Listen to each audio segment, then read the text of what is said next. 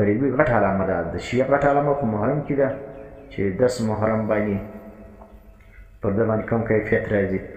او د بریلوي علامه چې کوم دغه ده چې په ربیع الاول کې پر ده باندې کوم کیفیت راځي دا کیفیت د هر چا نه معلومیږي نو اوس دی چونکې بیا په کیفیت کې ولو خپل حال کې نه ولو نو بیا د شیخ رحیم الله صاحب هغه چې کوم یې بیان کړو پر هغه باندې تنقیدات وکړو نو تنقیدات چې وکړو نو الحمدلله بیا دغه د مجلس د دوی په ټلیفون سوی دي او مجلس تاسو به اورېدلي چې څومره قدر چې کوم د سړی ذلیله سوی دي نو سړی که په شرم پوهېږي باید چې بیا نو په دې باندې بس کړي او که چیرې نه پوهېدي د دې وروسته هم دی لګیا و پر میډیا باندې نو انشاءالله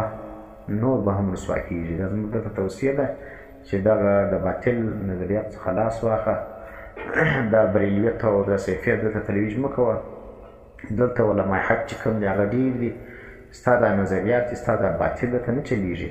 دلته علمای دیوبند ډېرې کلکې ریښې لري ډېر کلک جړونه لري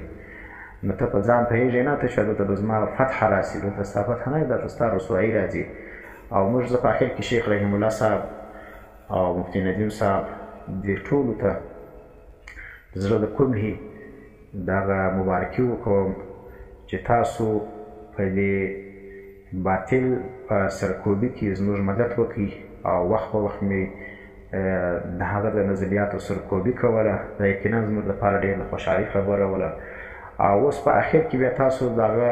جنازه هم وکړه او بالکل چې کوم دی هغه د نظریات د زخامن څخه چې شیخ رحیم الله حقاني صاحب کوم مجلس د سره کړی دی دا چې هر سړی واوري نو د هغه پر دا نتیجه رسېږي چې دلته فتنه د سیفیت دغه قبر چې کوم موږ کښلی ولو دغه قبر کې نه دی دفن هم سلو او د دې د بدعاتو اووه دوای هم موږ پر وکړلې نو که بیا هم دی سره پورته کوي